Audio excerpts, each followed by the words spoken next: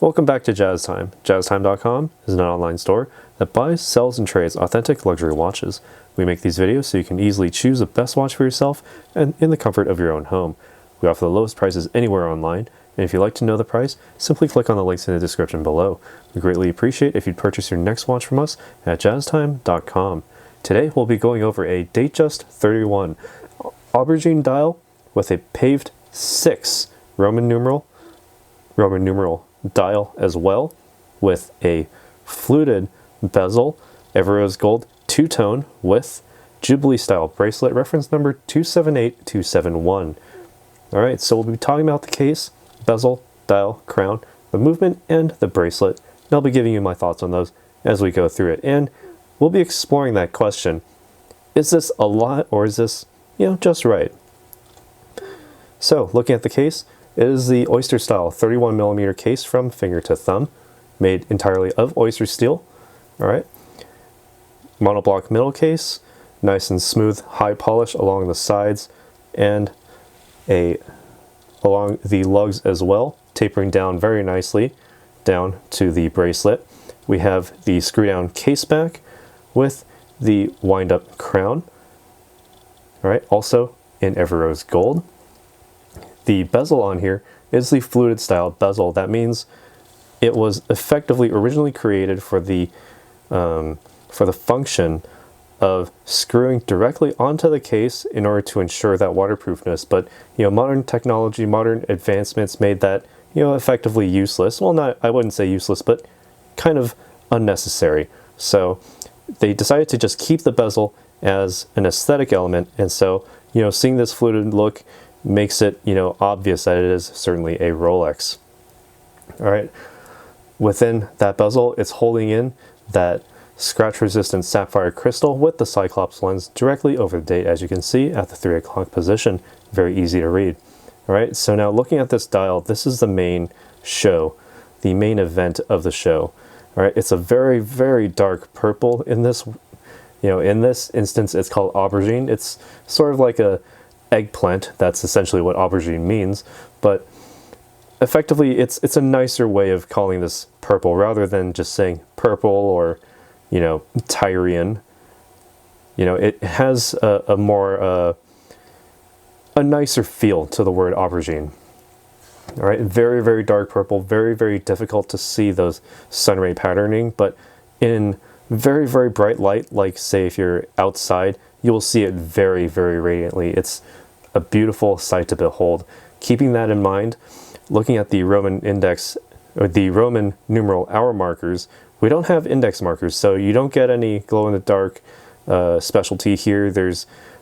It all depends on the way that the light bounces off of these hour markers. Sometimes you can see them very clearly, other times not so much, right? But they're all in 18 karat applications, along with that 6 o'clock position. You have, I believe, a good number of diamonds, 4, 8, okay, I believe that's 17 diamonds. If I'm incorrect there, be sure to leave a comment down below telling me how wrong I am, but it's a good number of diamonds, hand set with regularity and angle and height, all selected to be placed perfectly within that Roman numeral 6. Now, why would they do it on that Roman numeral 6, and why not also on the 9? Because some dials also have that 9, also with the paved diamonds.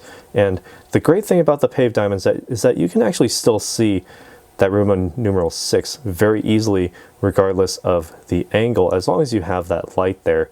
So when it comes to the visual hierarchy, you can see the Rolex Oyster Perpetual Datejust and the number 6 all sort of battling for attention, and looking at it in the shadow, you can actually see that it's actually very nicely balanced when it comes to the vertical balancing. All right, when it comes to horizontal, it's a little bit less because there's nothing to really counterbalance that date window, but as with all Datejust, there's always a date window at the 3 o'clock, so I find it hard to complain about that.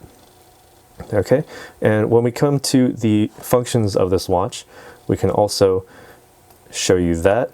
The crown simply unwinds there to the first position. All you need to do is to simply wind it to wind the watch if you're at a dead stop.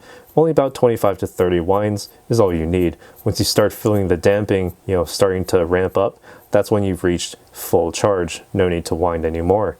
All right, pull out to the next position. You can then change the date on the watch by rotating the crown counterclockwise. It's about a quarter turn to advance the date by 1. So if you're a time traveler, you can find that advancing the date forward very quickly is actually rather quick and easy to do so.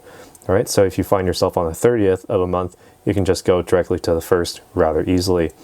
All right, pull the crown out to the final position. It stops at seconds hand, so you can then adjust the time precisely as you see fit. All right, place the crown all the way back in, wind it tightly against the case to ensure that 100 meters or 330 feet of water resistance below sea level. All right, so what makes this work is the movement, the 2236 made in-house by Rolex. It has a plus or minus 2 second per day time differential after casing. That means that, after it has been completely assembled, it still maintains that precision, exceeding Swiss standards of timekeeping. It has the center hour, minute, and seconds hand with the instantaneous date with rapid setting and stop seconds for precise time setting, as I have just shown you. All right, the oscillator on the inside is the newer Siloxy hairspring in silicon with patented geometry. It has high-performance Paraflex shock absorbers as well, so that Siloxy hairspring completely impervious to electromagnetic energy. All right, and the Paraflex shock absorbers keep it functioning, and keeping time precisely without, having to worry about, tiny bumps or little jarring movements. Well, simply don't go mountain biking with this.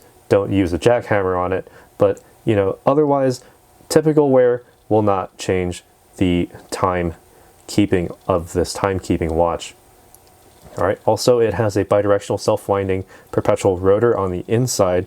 So effectively, just wind the crown all the way to charge the watch, and all you need to do is just wear this on your wrist to keep the power reserve up to 55 hours, just the natural movements of your wrist keeping that power reserve up. All right, so that's effectively about 2.5 days almost, and all you really need to do, or 2.25 days rather, and so all you really need to do is you can set this down on a Friday evening, you can pick it up on a Monday morning, ready to conduct business. You may need to wind the watch, but in most cases you can just pick it up and just wear it and you'll be good to go. All right, altogether, this framing, this Jubilee style bracelet, again, this is a two-tone watch, Everose gold with oyster steel being the strengthened form of steel with other metallic compounds to make it very strong and to allow for that high polish as well. The Everose gold, also Rolex's own compound metals, mixing gold with other metals to effectively make a warm pink gold that doesn't fade over time. It maintains its tone and maintains its color.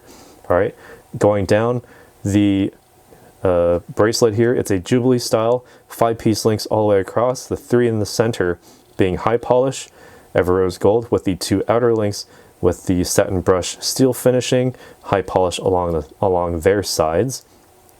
And going down to the clasp, we have this concealed folding crown clasp. We do have questions on how to open this, and we do have a separate video on how to open this as well. All you need to do is just get your finger underneath the top of the crown and pull, and there you go. Easy as you like. All right, so now keep in mind that this bracelet is not entirely made of precious metals, so there's no need to place hallmarks on it. All right, it just says that it's steel. That's all you really need to know. Well, because you can tell obviously that this is indeed Everose gold just by looking at it. All right, and we can try it on as well. I can give you some more of my thoughts as to how it wears on the wrist. Now, my wrist is 7.25 to 7.5 inches in circumference, so it is quite small. At 31 millimeters in diameter, I'm getting a lot of bracelet with the case, but that's actually not too bad of a thing, because as an accessory, this would be an excellent choice. And as an accessory, the Roman 6 with those diamonds actually attracts quite a bit of attention. As you can see it very easily, even from far away. You can see it very well, very easy to see. And so I think that, you know, it's really not too much. It's just right. I think it's just right. But, you know, taking a step back and looking at it, well, is that number 6 really necessary? Because that's the only part of this dial, the only part of this watch that actually features any sort of diamonds. All the rest of it is two-tone. It's not made to be, you know, the top of the heap, but it feels like it's trying to be there. And, you know, is that a good thing? Well, I don't know. Let me know. I'd like to know your thoughts in the comments down below. All right, so when it comes to the wearing experience, again, 31 millimeters, very small case. So, you know, the counterbalance of the bracelet to the watch itself is actually very nice. It feels like I'm not really wearing anything here. So center of balance right in the dead center of my wrist. I can't even tell which side the case is on. That's how great this watch is. And at such a low form factor, it'll slide very easily under any suit cuff, even the tightest ones. All right.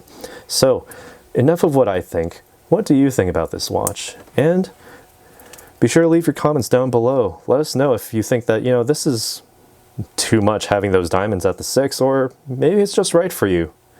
Let us know what you think down in the comments below. Be sure to leave a like, as it really helps our channel out. Be sure to subscribe and ring that bell notification so you can be notified when we go live with another video. And as always, if you'd like to purchase this watch or any other watch, support us by clicking on the links down below. Go to our site, jazztime.com. We'll see you in the next one.